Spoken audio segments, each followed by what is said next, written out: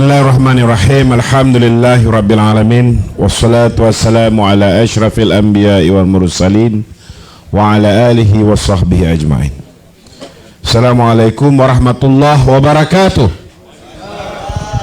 Yang saya hormati saudara pengurusi majlis, yang berbahagia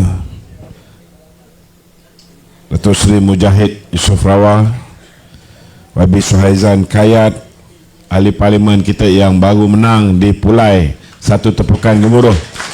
Semoga semangat kemenangan di Pulai itu akan berpindah di Kemaman, insya-Allah.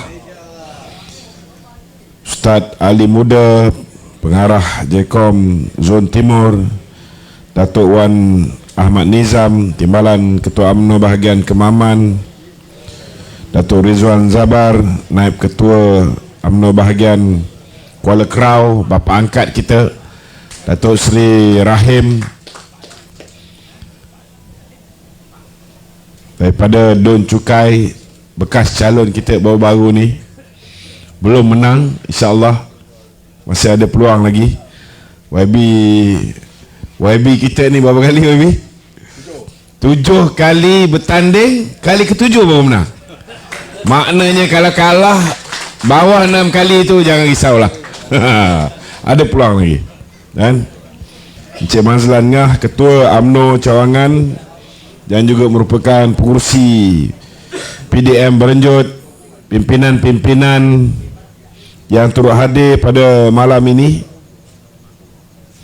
Hadirin hadirat yang saya hormati sekalian, saudara, hari ini kita tengok macam-macam usaha yang cuba Perikatan Nasional lakukan dalam usaha untuk memenangkan calon di sini. Satu calon yang dihantar semata-mata kerana mereka tahu bahawa calon kita ni luar biasa hebat dia. Betul tak betul, tuan-tuan? Kalau calon kita ini calang-calang, mereka tak perlu letak menteri besar yang tak ada masa pun nak buat kerja sebagai menteri besar, tak ada masa nak buat kerja sebagai adun. Diletakkan pula tambah lagi tanggungjawab untuk bertanding di Parlimen Kemaman. Sebab dia tahu calon kita, dan disahkan oleh Muhyiddin Yassin sendiri, bukan orang lain yang cakap bahawa Tan Sri Muhammad Apandi Muhammad Noor ni adalah seorang yang hebat.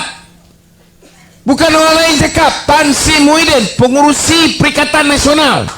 Dalam banyak-banyak, tuan-tuan, ayat daripada Muhyiddin yang tuan-tuan boleh pakai, yang ini satu boleh pakai. Kalau pengurusi Perikatan Nasional sendiri mengatakan bahawa memang Tan Sri Apandi ini seorang yang hebat, seorang yang bagus, seorang yang berkelayakan, berpengalaman, tapi silap pilih parti untuk bertanding.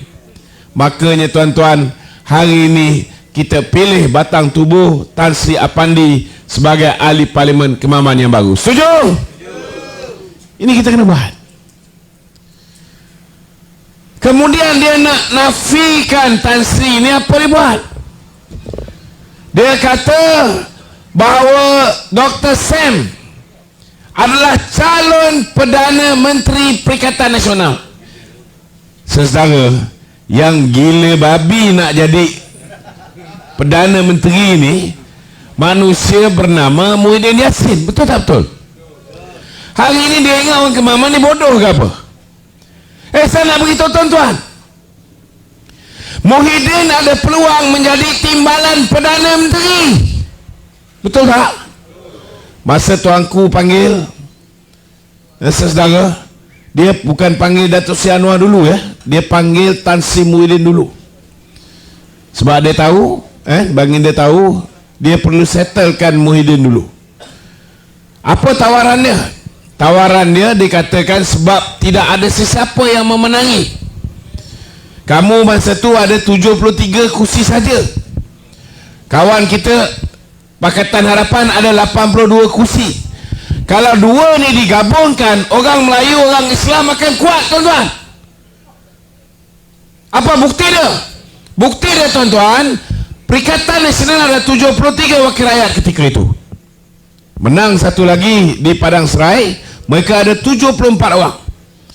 Pakatan Harapan hanya ada 82. 82 ni tuan-tuan yang beragama Islam Melayu 29 orang. Kalau dua parti besar ni digabungkan, saudara, kita ada kekuatan orang Melayu yang cukup kuat kerana 74 campur dengan 82 digabungkan ada 156 orang.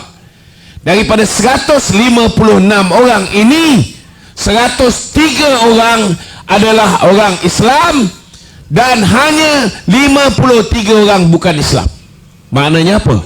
Maknanya kerajaan yang dibentuk daripada gabungan kerajaan perpaduan Perikatan Nasional dan Pakatan Harapan, 2/3 daripadanya ialah orang Melayu Islam.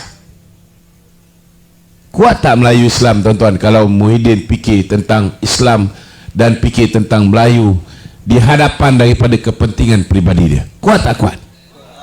Hari ini dia melalak, terpekik, terlolong macam siamang. Duk kata cukup jumlah tuan-tuan. Dia kata dia nak gulingkan kerajaan kerana nak selamatkan Islam.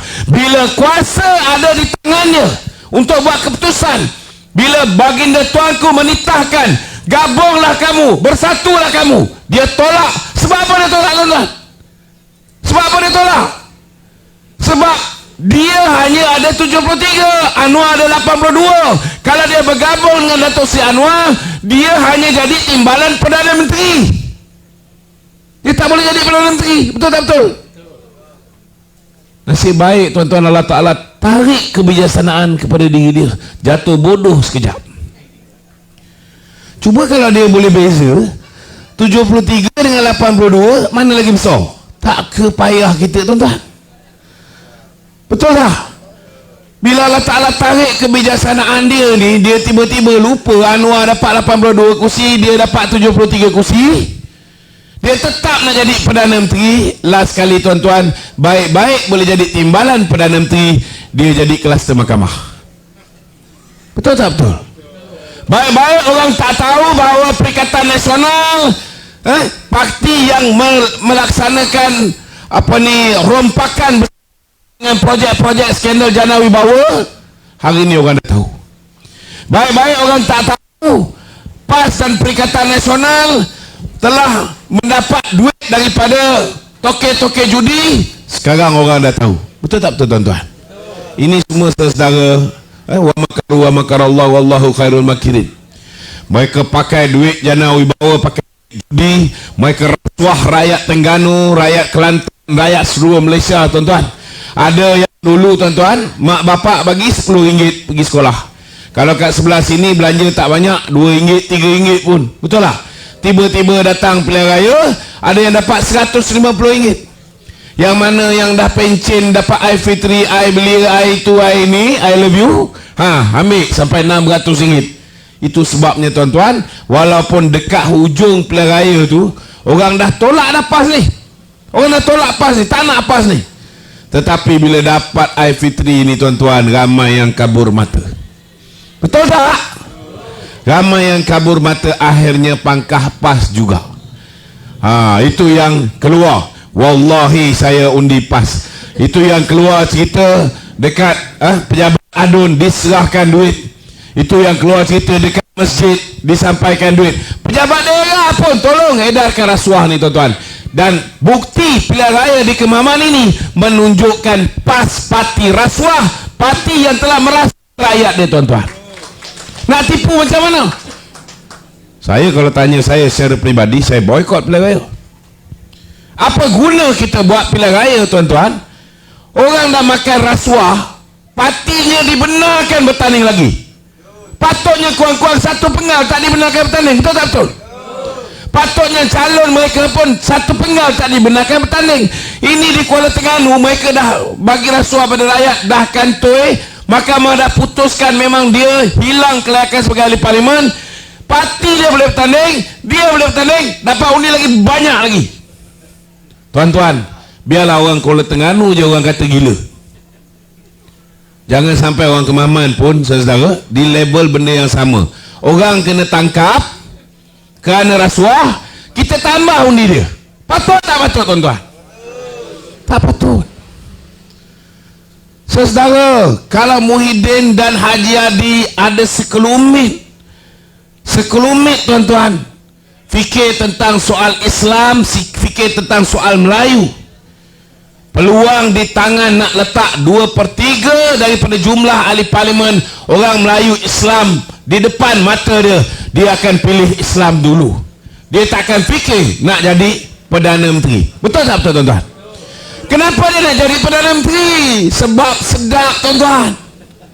Apa tak sedapnya, tuan-tuan? Dengan kuasa yang ada pada dia, dengan 114 orang pilih dia.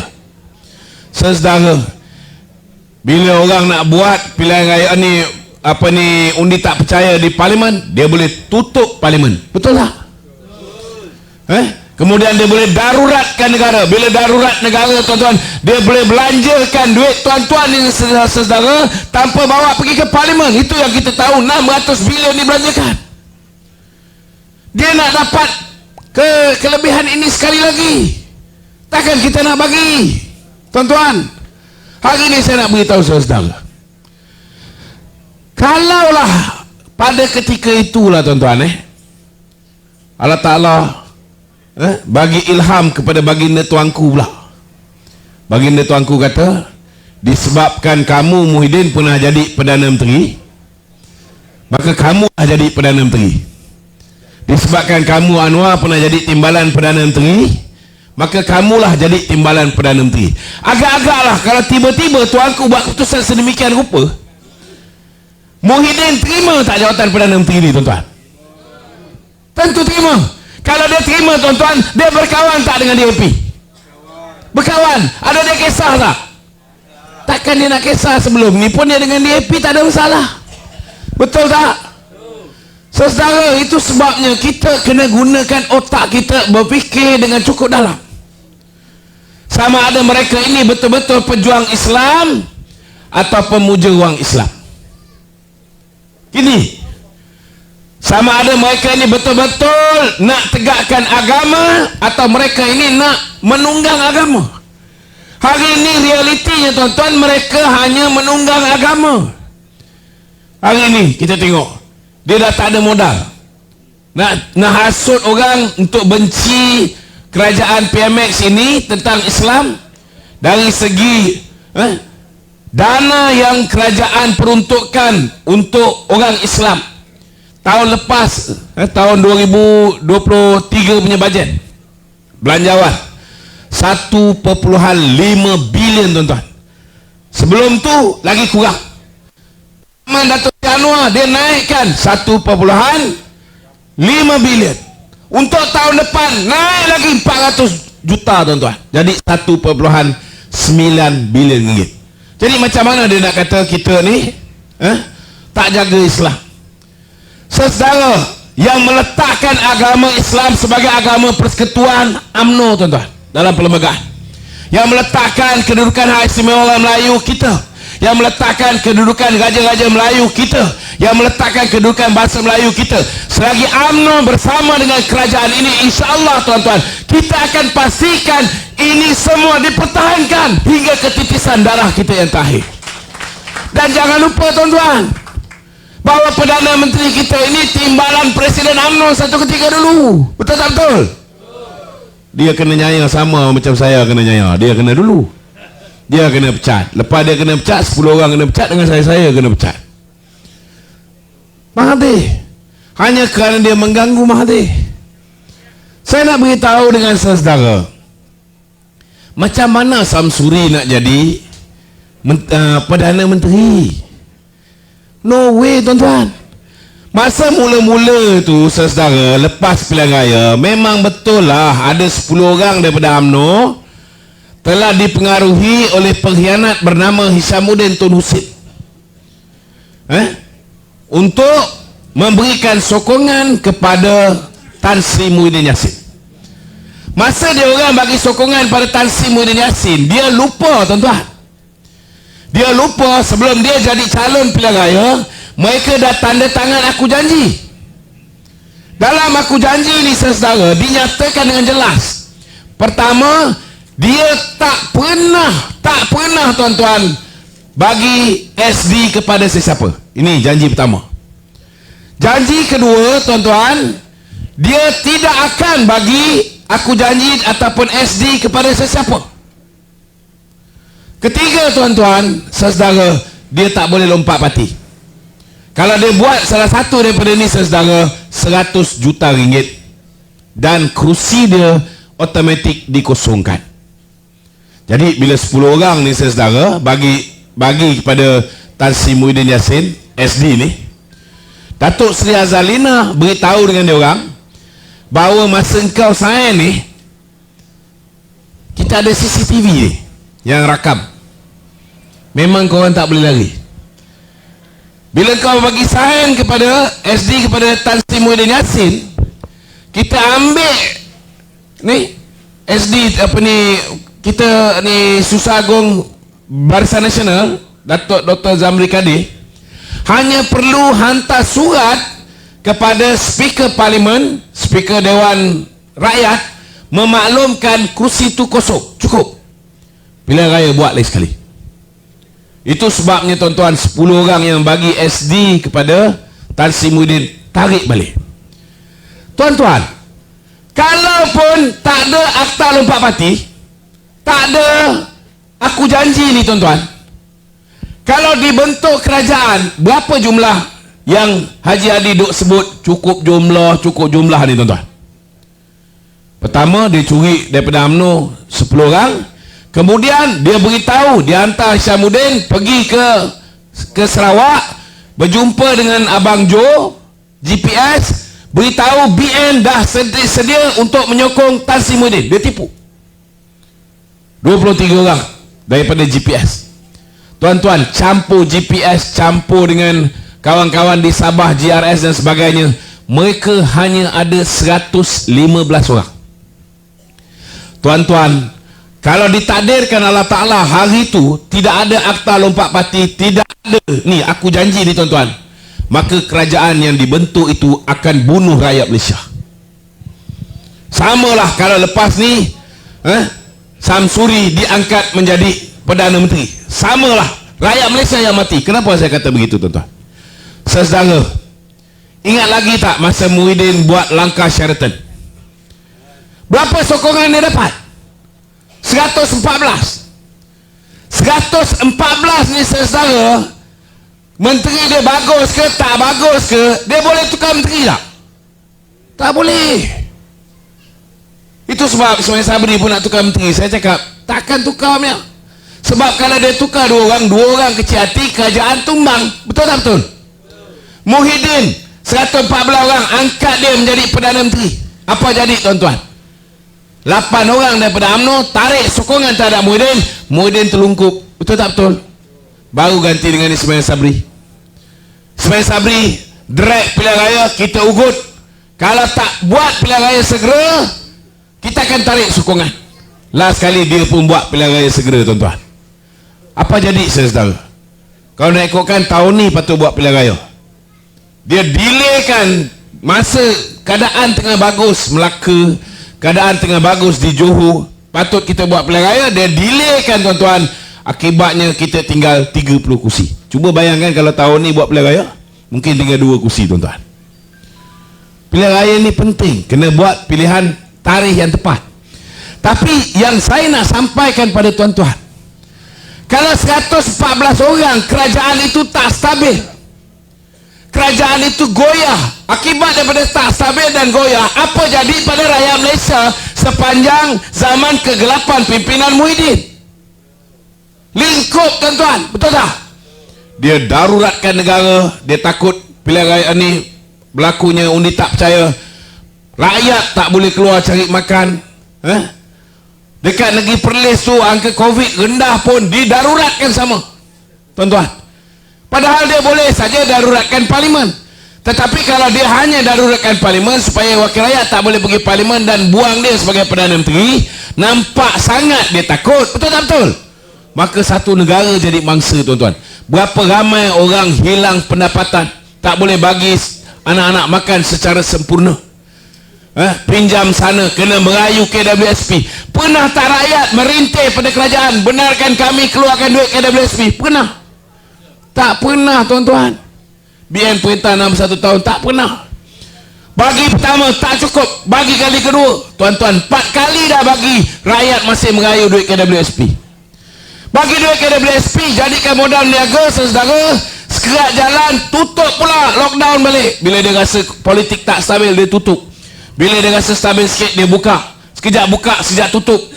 Modal hilang. Last kali pinjam Along. Pinjam Along mula-mula boleh bayar. Bila tutup balik sektor ekonomi, nak bayar macam mana? Along perambat. Itu yang zaman pemerintahan Muhyiddin, tuan-tuan. Peningkatan jumlah rakyat yang membunuh diri meningkat 143%. Lah abang ni pula hari ni boleh kata kerajaan hari ni gagal. Cuba tuan-tuan pakai otak fikir. Siapa gagal sebenarnya, tuan-tuan? Perikatan Nasional ke kerajaan hari ni? PN. Itu kita jangan lupa. Cuba tuan-tuan bayangkan kalau hari itu lepas pilihan raya, saudara, bila mereka memerintah, bursa saham Kuala Lumpur jatuh, ringgit Malaysia jatuh, foreign direct investment, pelabur-pelabur yang melabur ke dalam negara ni, baik di bursa saham Kuala Lumpur, lari keluar tarik modal. Orang yang dah buka kilang, kilang tutup. Betul tak betul?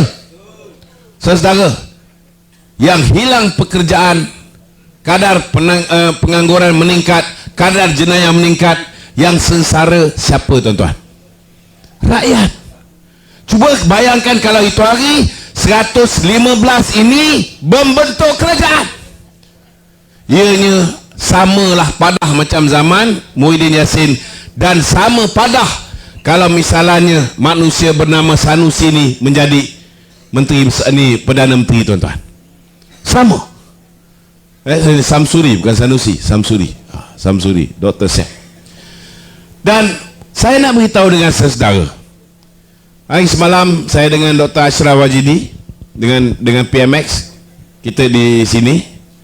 Dr. Ashraf dah beritahu bahawa 10 orang wakil rakyat daripada Barisan Nasional ni, insya-Allah tak ada satu pun yang akan tinggalkan kita. Ini lega. Saya ada sikit 2-3 orang saya tak percaya. Kerat 18 pun dia cakap macam mana pun saya tetap tak percaya. Kan? Manusia macam Isyamuddin adalah 2-3 orang di sebelah selatan tu. Tapi saya percaya dia orang takkan keluar. Sebab apa? Bukan sebab tak ada duit, tak ada apa, tuan-tuan. Dia orang duit banyak lagi. Tak percaya, tengok 2-3 hari lagi ni, tengok duit turun macam mana. Kan? Dia bagi duit, ambil. Undi, Barisan Nasional. Boleh? Ini kita kena tanam dalam otak kita. Sebab apa saya percaya dia orang takkan keluar, tuan-tuan? Saudara, sebab orang paling besar di negeri Johor, ke bawah Duli Yang Maha Mulia Seri Paduka, ke bawah Duli Yang Maha Mulia Tuanku Sultan Johor, sudah bagi signal berulang kali. Mula-mula dia cerita tentang virus. Ingat lagi? Baru ni dia ulang lagi virus. Ingat lagi? Sebelum tu, tuan-tuan, 2-3 orang yang cuba nak lompat, kononnya nak istiharkan kursi dia kosong supaya dia boleh bertanding balik, supaya dia boleh pindah parti, sudah dipanggil oleh baginda tuanku. Sudah dipanggil oleh baginda tuanku. Mesejnya jelas. Kau berani, kau buat. Mesejnya jelas. Kau berani, kau buat. Tengok apa baginda tuanku buat. Tuanku akan pastikan dia akan kalah, tuan-tuan. Itu sebabnya, saudara, di Johor ni, saudara, tak ada orang yang, pertama sekali, mereka hormat, mereka patuh, mereka cukup menyayangi baginda tuanku. Yang kedua, mereka tahu bahawa baginda tuanku Sultan Johor ni bukan main-mainnya sultan.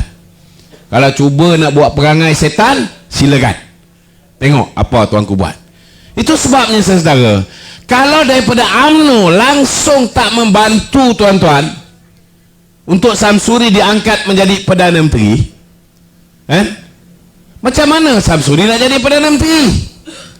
Sama juga, kalau daripada UMNO tidak bersama dengan Perikatan Nasional, bagaimana rakan-rakan GPS yang berpuluh tahun menjadi partner kita nak bersama dengan Perikatan Nasional? No way. Jangan dok percaya dengan Papa Gomo ni. Papa Gomo semalam cakap saya duk lipat Raja Petra. Raja Petra kata Datuk Zahid sedang sakit. Zahid sakit akan digantikan oleh Hishamuddin Tun Husin. Saya cakap mana datang Hishamuddin nak jadi Presiden UMNO? Tuan-tuan, pertama sekali, parti mana pun, UMNO ke, PAS ke, DAP ke, PKR ke, kalau presiden tu letak jawatan atau meninggal ke atau apa jadi pada dia, yang memangku mesti timbalan, betul tak? Lepas timbalan ganti dengan naib. Naib UMNO ada 3. Lepas naib nombor 1 giliran naib nombor 2. Naib nombor 2 giliran naib nombor 3. Lepas tu Susah Agung, Bendahari Agung, Ketua Perangan. Lepas tu MT UMNO. Saya pun ada can juga. Kan? MT UMNO. Tak ada, jauh lagi. Tuan-tuan, Hishamuddin masa dia digantung keahlian dia hanya Ketua UMNO bahagian. Kalau katalah nasib dia baik macam saya dulu ahli majlis tertinggi dipecat sebab saya tak suka parti saya bersekongkol dengan Mahathir. Saya dipecat sebab saya lawan, saya menentang. Bila saya dipecat, mula-mula saya diterima balik menjadi ahli biasa, tapi saya merayu supaya saya diberikan balik keahlian lama, dibatalkan pemecatan. Bila parti buat keputusan dibatalkan pemecatan, saya diletak balik sebagai MT UMNO. Lepas tu bertanding, menang balik. Jadi kalau Hishamuddin masa dia digantung ataupun dia dipecat macam KJ, jawatan dia ialah Ketua UMNO bahagian, maka dia akan diletakkan balik sebagai Ketua UMNO bahagian. Macam mana dia jadi pemangku presiden? No way, tuan-tuan. Lepas tu Papa Gomo duk goreng. Dia kata sebenarnya maksud Raja Petra ni bukan Hishamuddin menjadi pemangku Perdana Menteri, pemangku Presiden UMNO, tetapi dia mengambil alih ahli-ahli parlimen di dalam parti UMNO untuk ditarik menyokong Perikatan Nasional. Saya nak beritahu dengan tuan-tuan, macam saya sebut tadi, dalam perjanjian aku janji dinyatakan dengan jelas bahawa seseorang ahli parlimen itu telah memberi kuasa kepada ketua parti untuk berunding dan membuat keputusan siapa nak diangkat menjadi Perdana Menteri dan dengan parti mana kita nak membentuk kerajaan. Maknanya apa? Maknanya kalau misalnya tuan-tuan saudara Datuk Zahid sakitlah umpamanya, digantikan dengan Datuk Seri Muhammad Hassan. Tuan-tuan, Datuk Seri Muhammad Hassan akan menjadi pengurusi Barisan Nasional dan dia adalah ketua parti yang baru. Maka tuan-tuan, saudara, di bawah Akta Lompat Parti, keputusan membentuk kerajaan ini mestilah tuan-tuan, saudara, dibuat oleh ketua parti. Macam mana Hishamuddin yang bukan ketua parti dia boleh buat keputusan bagi pihak Barisan Nasional? Tak mungkin berlaku. Semua ni sampah, tuan-tuan. Itu sebab kalau bolehlah orang macam Papa Gomo, Cikgu Bat, siapa lagi, Raja Petra, sampah-sampah masyarakat ni tuan-tuan, kita tak payah tengok. Otak kita jadi confused, saudara. Tak mungkin boleh berubah, tuan-tuan. Dan saya nak beritahu, keputusan ketua parti mesti dibuat secara en bloc. En bloc ni maknanya, kalau keputusan ketua parti kata kita sokong kerajaan Pakatan Harapan, maka semua ahli parlimen, kalau ada 30 orang ni, 15 tak setuju. 15 ni tak ada suara, tuan-tuan. Tak ada suara. Dia mesti dibuat secara en bloc. Ini apa yang termaktub dalam aku janji, dan inilah tujuan dia kita buat Akta Lompat Parti, tuan-tuan. Ini tuan-tuan kena faham. Mereka memang boleh buat undi tak percaya. Contohnya lah, macam hari ni 5 orang, macam Mahathir kata 5 orang ni boleh ditarik, maknanya 5 orang juga boleh menarik sokongan terhadap Datuk Seri Anwar Ibrahim. Tapi saya nak tanya tuan-tuan, boleh tak sama ada Samsuri ke Muhyiddin diangkat menjadi Perdana Menteri. Boleh tak boleh? Tak boleh. Sebab apa tak boleh? Pertama sekali saudara, nak angkat Perdana Menteri ni kuasanya di tangan ke bawah duli Yang Maha Mulia Seri Paduka Baginda Tuan Agong. Bila titah ucapan diraja Baginda Tuanku, dia kata bawah pemerintahan better ada 4 orang Perdana Menteri. Mahathir, Muhyiddin, Ismail Sabri dan Anwar Ibrahim.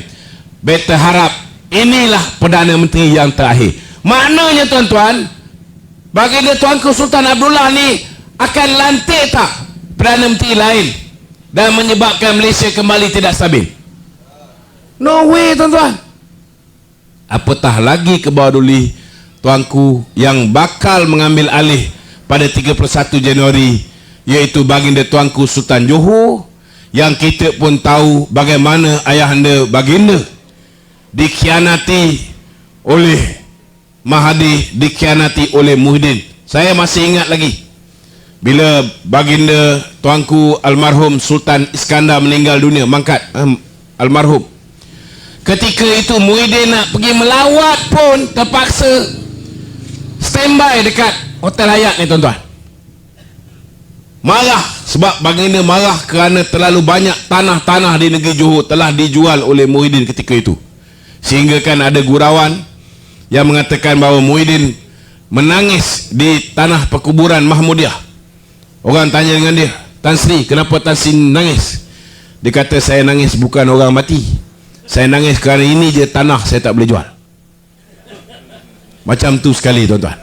Jadi hari ini tuan-tuan, jangan kita terkeliru dengan kata-kata nista puak-puak belah sana. Dari segi fakta dan logiknya hari ini tuan-tuan, mereka kata mereka cukup jumlah hari ini yang menyokong Datuk Seri Anwar Ibrahim sudah menjadi 152 orang tuan-tuan. 152 orang maknanya apa tuan-tuan? Kalau 40 orang lari pun Datuk Seri Anwar tetap akan kekal menjadi Perdana Menteri.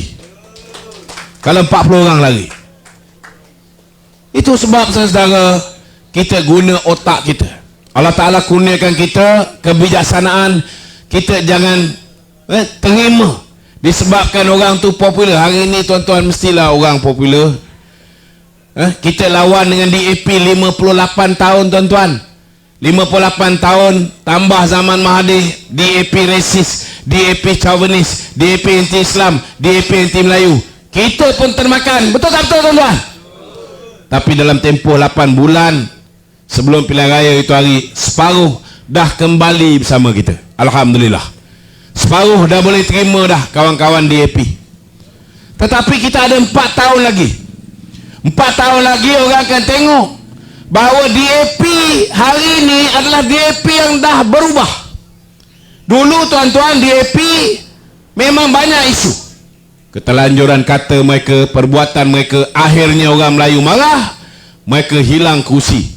Tuan-tuan, mereka hilang kerajaan. Tuan-tuan, orang yang hilang kerajaan, dia juga mesti belajar melalui kesilapan dia. Betul tak betul? Kita UMNO dulu pun, kita leka, kita lalai, kadang-kadang tak turun ke bawah, kita ditegur oleh rakyat. Bila kita ditegur oleh rakyat, kita perbaiki diri kita balik. Betul tak betul? Itu sebab hari ini kita tak pernah dengar pemimpin DAP keluarkan kata-kata yang mereka keluar ketika mereka bersama dengan PAS, ketika mereka bersama dengan Bersatu. Ada? Habis kuat yang lancang itu hari siapa? Ramasamy. Bila dia mempertikaikan jumlah penjawat awam Bumi Putra terlalu ramai, dia suruh tamatkan monopoli Bumi Putra. Apa jadi pada dia? Kita tengok tuan-tuan, YB Anthony Lok, Susah Agung DAP, macam presiden lah tuan-tuan. Dia terus kecam Ramasamy, dan dia tak letak Ramasamy sebagai timbalan ketua menteri. Adun pun dia tak bagi bertanding balik. Nampak tak tegas ya? Kita lihat orang macam Tony Puah menghentam pemimpin-pemimpin Barisan Nasional korup dalam satu ucapan. Tony Puah pun dia tak letak menjadi calon pilihan raya tuan-tuan. Ada seorang pemuda DAP di Barakong, dia cakap benda yang resis sikit, menghina orang Melayu, terus digantung sementara menunggu siasatan tuan-tuan. Maknanya apa? DAP hari ini tuan-tuan cukup konsisten dia pastikan dia tak ulangi kesilapan yang lepas. Lagi mudah tuan-tuan kita berkawan dengan DAP hari ini. Saya nak beritahu tuan-tuan, gerakan ni sebuah parti yang chauvinis yang menyebabkan tuan-tuan berlakunya peristiwa 13 Mei ni gerakan. Dialah yang buat perarakan selepas mereka mendapat kursi yang banyak tahun 1969. DAP hanya join. Tapi dalam buku 13 Mei ni semua ada gerakan. Tapi bila kita tarik dia bersama dengan kita dalam Barisan Nasional, berapa puluh tahun, ada pernah orang kecam gerakan? Ada pernah orang kata gerakan ni terlalu chauvinis, terlalu perkauman? Tak ada. Tak ada tuan-tuan. Saudara, hari ni kita tak perlu pun menjinakkan DAP tuan-tuan. Sebab mereka dah belajar melalui kesilapan pemimpin-pemimpin yang lepas. Hari ni kena ingat, DAP dah buat proses rejuvenasi. Mereka dah pilih pemimpin baru. Hari ini pemimpin DAP tuan-tuan bukan lagi Lim Kit Siang. Hari ini YB Anthony Loke, lagi muda daripada saya, umur 44 je. Cukup pragmatik. Kawan-kawan hari ini yang bersama dengan dia, susah agung dia ataupun susah publicity dia, YB Steven Sim, baru semalam dia datang. Kita tengok macam mana dia fasih cakap Melayu. Dia pun tulis buku Hang Tuah pun dia yang tulis tuan. Cukup faham pantun dia dan sebagainya. Maknanya saudara, insya-Allah saudara, peluang kita nak buktikan pada rakyat di bawah kepimpinan Datuk Seri Anwar Ibrahim, di bawah kepimpinan Datuk Seri Ahmad